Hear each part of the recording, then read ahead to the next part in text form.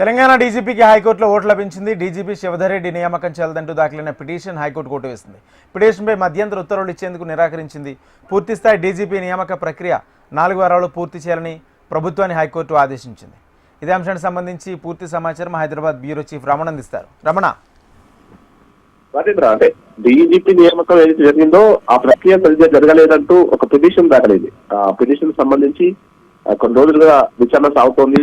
దానిలో భాగంగానే ఈరోజు హైకోర్టు విచారణ చేసింది. అంటే ప్రక్రియ తనకు సీనియారిటీ జాబితా కరెక్ట్ గా పంపలేదు, ఆ జాబితా ప్రకారం నియామకం జరగాలి, కానీ సీనియర్ కాదని శివధర్ రెడ్డికి పదవి ఇచ్చారంటూ కూడా ఈ పిటిషన్ తరఫున ఎవరైతే పిటిషన్ వేశారో తన అభ్యంతరం తెలియజేస్తూ ఆ పిటిషన్ ను దాఖలు చేశారు.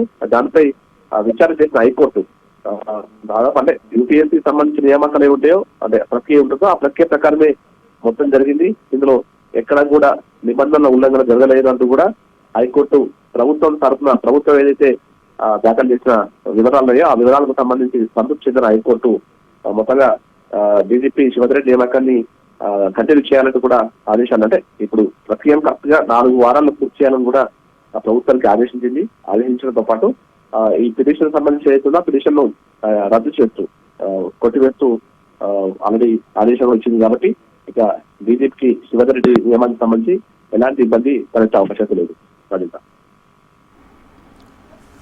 Right, thank you Ramana.